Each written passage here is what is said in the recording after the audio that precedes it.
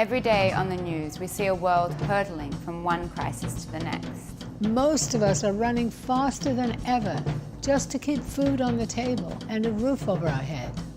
But worst of all, we're told it's our fault. It's human nature.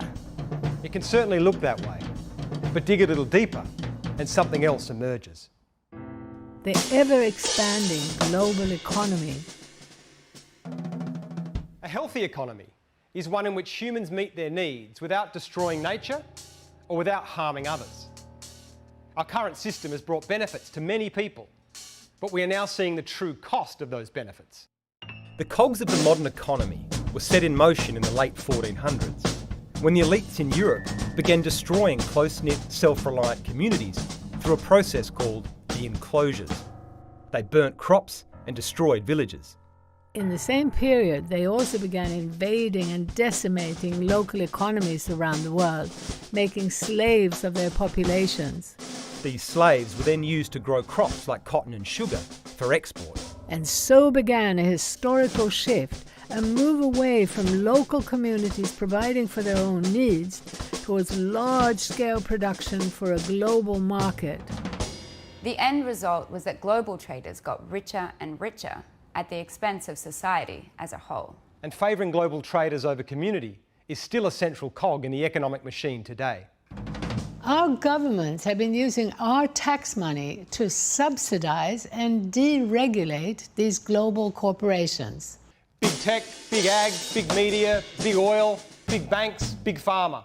While at the same time squeezing local and national businesses through heavy taxation and over-regulation. Two very different sets of rules, one for the local, another for the global. Today, these corporations and banks have become a sort of global invisible empire, to the point where they regularly determine the policies of our governments. Like when the German government was sued by a fossil fuel company for not letting it build a power plant that would pollute a pristine river. Trade has always been a part of our lives, but it has now acquired an almost religious status, resulting in meat, vegetables, manufactured goods, currencies, even bottled water, moving around the globe in every direction.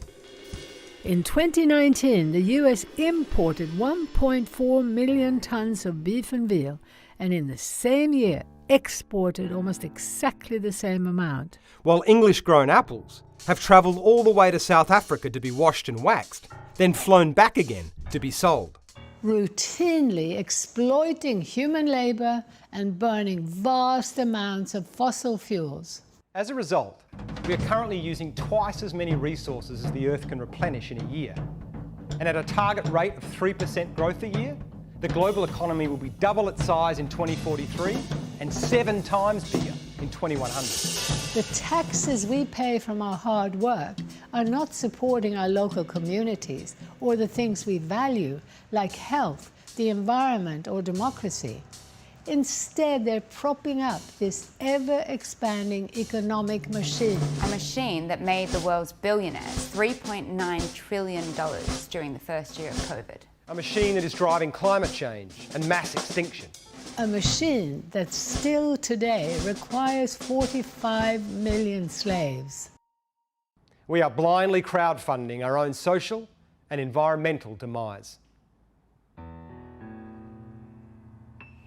So what can we do?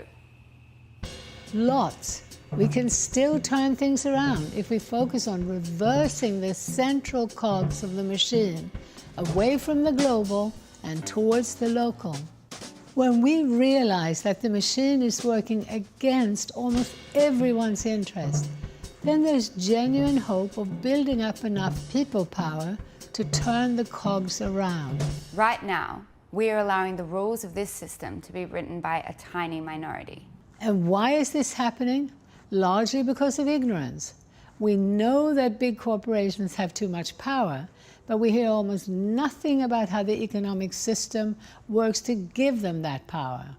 And it is ignorance. The vast majority of us, even those who work within corporations, don't want to see nature destroyed or a wider gap between rich and poor. That's why raising awareness needs to be our first action. Big picture activism. That means showing how the global system is damaging both people and planet, and how going local can help to turn things around. It's vital that we share this knowledge so we can unite social and environmental activists.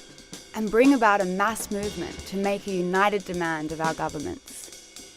Re-regulate the big and global. Rebuild The small and local. This doesn't mean eliminating global trade, but rather encouraging greater self-reliance. Which is what COVID has taught us. As we enter a future of more pandemics and more climate shocks, we're going to need local control over our basic needs, especially food and energy. Yes, and that means shifting taxes, regulations and subsidies that currently favor global trade to support local, regional and national economies instead. To be really clear, this isn't nationalism. It's about ensuring that the democratic process shapes business, rather than big business shaping our societies, supporting small scale on a large scale. This means supporting more diversified small farms selling at local markets and shops. It means supporting community energy and local finance initiatives. More models of usership rather than ownership. Or citizen juries and local democracy models. Because it's on the foundations of local economies that the deep bonds of community can be built. Going local offers us a genuine human connection. And that's why a localization movement is already happening around the world. It's time to wake up, listen, learn, and act. It's time to demand these changes from our politicians and to elect brave leaders who support these changes. It's time to embrace Indigenous wisdom and remember that our real economy is the living world. It's time to stop fighting each other and start fighting for a better system.